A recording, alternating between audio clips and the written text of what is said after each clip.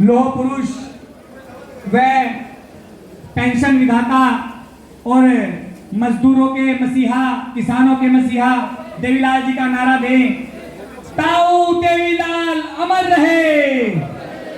जब तक सूरज चांद रहेगा ताऊ तेरा नाम रहेगा।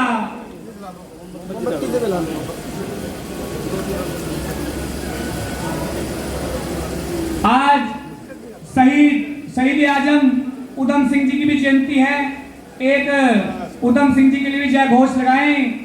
अमर महान शहीद उधम सिंह जी अमर रहे।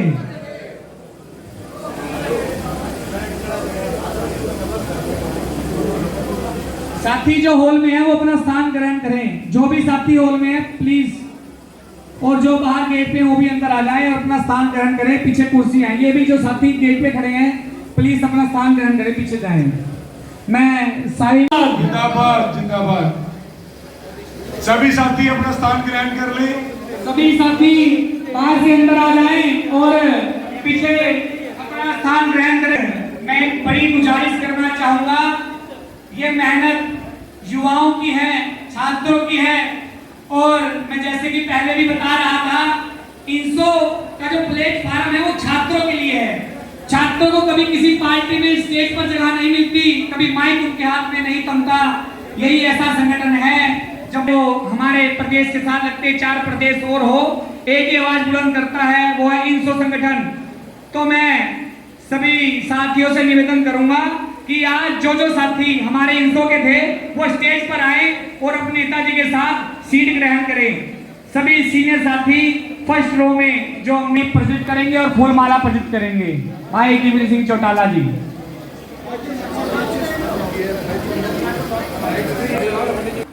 हमारे लोह पुरुष व पेंशन विधाता और मजदूरों के मसीहा, किसानों के मसीहा देवीलाल जी का नारा दें, ताऊ देवीलाल अमर रहे। जब तक सूरज चांद रहेगा ताऊ तेरा। एक उधम सिंह जी के लिए भी जय घोष लगाएं। अमर महान शहीद उधम सिंह जी अमर रहे। इतना लंबा इंतजार कर क्योंकि समय 12 बजे का था और हम लेट आपके बीच में आए, उसके बाद भी इतनी गर्मजोशी से जो आपने स्वागत किया, माला पहनाकर, बुके देकर, शहीदों को नमन करवाकर और 36 बिरादरी की विशेष तौर पर छात्र वर्ग की पगड़ी पहनाकर जो हम कार्यकर्ताओं की हौसला अफजाई की है, मैं मेरी तरफ से, पूरे INSO परिवार की तरफ से और INSO के संस्थापक डॉक्टर अजय सिंह चौटाला जी की तरफ से मेरे पूरे यमुनानगर के परिवार का बहुत बहुत आभार प्रकट करता हूं, धन्यवाद करता हूं, आपका वेलकम करता हूं, खैर मकदम करता हूं। लंबा चौड़ा भाषण नहीं दूंगा, केवल 2 बात हैं जिनके लिए आज हम एकत्रित हुए हैं। इंडियन नेशनल स्टूडेंट ऑर्गेनाइजेशन अपने 21वां फाउंडेशन डे मनाने जा रहा है। आपको याद दिलाऊं, जब भी 2003 के बाद INSO ने फाउंडेशन डे मनाया है तो अपना रिकॉर्ड स्वयं तोड़ने का काम किया है। दिल्ली का तालकटोरा का स्टेडियम हो, कैथल की रैली हो, गुरु जम्बेश्वर यूनिवर्सिटी का ऑडिटोरियम हो, MDU के अंदर फाउंडेशन डे का समारोह हो, और चाहे प्रदेश के किसी कोने में नहीं, पंजाब यूनिवर्सिटी के अंदर जाकर करने का मौका मिला हो। पिछले वर्ष यमुनानगर से भी रिकॉर्ड साथी यहां से 450 किलोमीटर दूर जयपुर के अंदर जाकर रणघोष कार्यक्रम करके INSO का फाउंडेशन डे मनाने का काम हो। INSO के साथियों ने अपनी ताकत को प्रदर्शित करने का काम किया है। डेमोक्रेसी के अंदर बाबा साहब अंबेडकर के देश में सिरों की गिनती से पता चलता है किसके साथ कितने लोग हैं। और छात्रों की जो बात आती है, कहने को कोई कुछ भी कहे, मगर उत्तर भारत का अगर सबसे शक्तिशाली और सबसे मजबूत छात्र संगठन है तो उसका नाम इंडियन नेशनल स्टूडेंट ऑर्गेनाइजेशन है। हमें एक बार पुनः वो प्रदर्शित करने का अवसर आया है। मैं मीडिया के साथियों से कहूंगा, इनसो ना केवल एक छात्र इकाई है, ना केवल स्टूडेंट डेमोक्रेसी की बात करती है, गरीब घर के बच्चों को मौका देती है, किसान कमेरे मजदूर के बच्चों को प्लेटफॉर्म देती है, बल्कि इनसो एक सामाजिक संस्था भी है। डॉक्टर अजय सिंह चौटाला जी ने हमारी रगों में, इनसो के कार्यकर्ताओं की रगों में राजनीति के साथ साथ सामाजिक सरोकारों को भी संचालित करने का काम किया है। चाहे ब्लड डोनेशन हो, चाहे पौधारोपण हो, चाहे फीमेल फिटिसाइड के खिलाफ प्रदेश व्यापी आंदोलन हो, और चाहे 10,800 नेत्रदान कर Guinness book of world record में अपना नाम दर्ज करवाने की बात हो, चाहे 500 से ज्यादा युवा साथियों ने एम्स के डॉक्टरों की टीम के सामने रोहतक के अंदर मरणोपरांत अपने पूरे शरीर के अंग को दान करने की बात हो, इनसो ने सदैव अपने रिकॉर्ड बनाने का काम किया है। इस बार भी साथियों चुनावी वर्ष है और देश प्रदेश की राजनीतिक परिस्थितियां बदलने जा रही हैं। ऐसे अंदर मैं आपसे ये उम्मीद करता हूं कि छात्र वर्ग अपनी एकता, अपनी ताकत को दिखाने के लिए हिसार आएगा। हिसार भले ही यहां से दूर पड़ता हो, मगर मैं ये उम्मीद करता हूं कि अगर जयपुर जा सकते हो तो फिर हिसार आपके लिए कोई ज्यादा दूर नहीं है।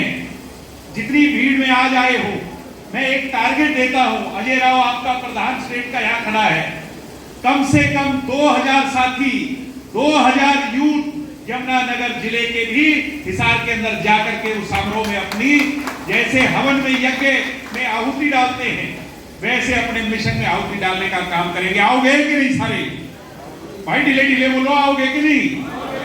आओगे तो दोनों हाथ खड़े कर करके विश्वास दिलाए, ज्यादा से ज्यादा संख्या में वहां पहुंचकर उस कार्यक्रम को कामयाब करोगे। जहां एक मुद्दा वो है, वही दूसरा मुद्दा है छात्र संघ चुनाव का। युवा साथियों, मैंने इनसो में 10 साल काम किया। पीछे प्रदीप कहने लग गया कि भाई साहब आप तो 6 तारीख को कार्यक्रम में आ जाना, क्यों परेशान होते हो? मैंने कहा प्रदीप, मैं इनसो में अब चाहे ना हूं, मगर मेरा मन इनसो में लगता है, तो मेरे लिए तो खुशी है, मेरे लिए वो सौभाग्य है कि मैं आपसे मिलने आया हूं। मगर साथियों, हमें अपने मिशन को नहीं भूलना। छात्र संघ चुनाव के मुद्दे पर इनसो ने लंबे अरसे से अपने खून और पसीने से संघर्ष किया है, बलिदान दिए हैं, केस लगवाए हैं, पुलिस की लाठियां खाई हैं, और हम उस मुद्दे को हवाई मुद्दा नहीं होने देंगे। पीछे जब मैंने भूख हड़ताल की थी, हरियाणा प्रदेश के लाखों छात्रों ने मेरा साथ दिया था और सरकार को घुटनों के बल झुकाकर लेटर नोटिफिकेशन जारी करवाया था। मगर क्योंकि कोरोना आ गया और कोरोना के बाद ऑनलाइन क्लासेस लगने लगी, तो सरकार के पास एक बहाना था। अब 5 अगस्त तक का समय सरकार के पास है और 5 के बाद हमारे पाले में गेंद होगी, हमें फिर आंदोलन की रूपरेखा रखनी होगी। इस बार सरकार के पास कोई बहाना नहीं हो। दिल्ली में अगर चुनाव हो, चंडीगढ़ की पंजाब यूनिवर्सिटी में चुनाव हो, अगर चुनाव हो राजस्थान में, तो हरियाणा के अंदर भी चुनाव होने चाहिए कि नहीं होने चाहिए साथियों? अगर आने वाले समय में इनसो का साथ देना, ये आह्वान करने, ये अपील करने, ये निवेदन करने आपके बीच में आया हूं। ज्यादा बातें ना करते हुए, क्योंकि बातें सारी 6 को होंगी, छात्र हितों के लिए वो प्लेटफॉर्म सजेगा। आम घर के बच्चों को, उनकी आवाज को मजबूती बुलंद करने आप लोगों ने हिसार में आना है, यही कहने आज आपके बीच में आया था। आपने मुझे अवसर दिया, मुझे सुना और मुझे इस लायक समझा। मैं तो इतना ही कहूंगा कि हरियाणा के छात्रों की इस पगड़ी को दिग्विजय चौटाला कभी नीचा नहीं होने देगा, इस पर हाथ नहीं आने देगा और आपकी लड़ाई आपके साथ चल करते रहेंगे। बहुत बहुत धन्यवाद। हमारी इनसो की मीटिंग में मंच पर मंचासीन भाई प्रदीप देसवाल जी, इनसो के राष्ट्रीय अध्यक्ष, हमारे राष्ट्रीय सचिव जेजेपी के अशोक शेरवाल जी, प्रदेश के अध्यक्ष और आपके अपने भाई अजय राव जी, मेरे बड़े भाई जिला के अध्यक्ष गुरविंदर तेजली जी, पूर्व में विधायक रहे, पूर्व में आपके जिला के अध्यक्ष रहे चौधरी अर्जुन सिंह जी, राजकुमार सैनी जी, जेजेपी पार्टी की सीनियर लीडरशिप और उसके साथ जिसके कार्यक्रम में आज हम शामिल हुए हैं, इंसो के विद्यार्थी छात्र साथियों, आज सबसे पहले कोई भी बात करूं उससे पहले शहीद उधम सिंह जी को याद करेंगे। मैं नारा लगाऊंगा, आप मेरा साथ देना। शहीद आजम उधम सिंह जी अमर रहे, शहीद आजम उधम सिंह जी अमर रहे, चौधरी देवीलाल जी अमर रहे।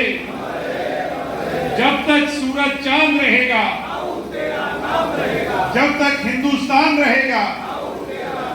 नमस्कार, निमंत्रण में हम प्रदीप देसवाल जी, अजय राव जी, सब लोग यहाँ एकत्रित हैं और सैकड़ों स्टूडेंट्स की मौजूदगी में जहाँ मैंने अपील की वहीं मुझे पूरा विश्वास दिलाया कि बहुत संख्या में, हज़ारों की संख्या में यहाँ से छात्र जो हैं वो 6 अगस्त को स्थापना दिवस के दिन साथ पहुँचेंगे, उस रैली में सम्मिलित होंगे, शामिल होंगे, उस रैली को आपार।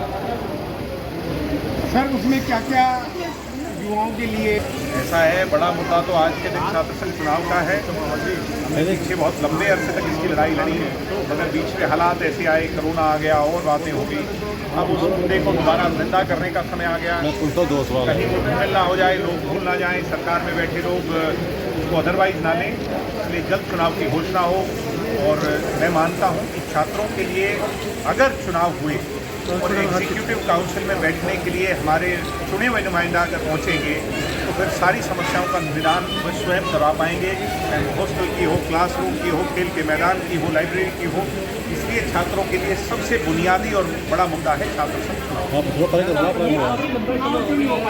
मोदी जी की लीडरशिप, मोदी जी अच्छा काम कर रहे हैं, हिंदुस्तान को मजबूत कर ही रहे हैं, मगर हमें विदेशी यात्रा करने का भी जब भी अवसर मिला, विदेशों में भी हिंदुस्तान को मजबूत कहूँ मजाक सा बन गया। 20-25 लोगों की यात्रा। अब आप भी सवाल पूछ रहे हैं तो मुझे भी हैरानी हो रही है। ये कोई यात्रा नहीं है, वो तो वैसे ही सैर सपाटा है। हमने यूनिवर्सिटियों में हड़ताल की थी, गेट बंद किए थे, मेमोरेंडम सौंपे थे, समय समय पर बहुत प्रदर्शन हुए और फिर अंत भूख हड़ताल थे।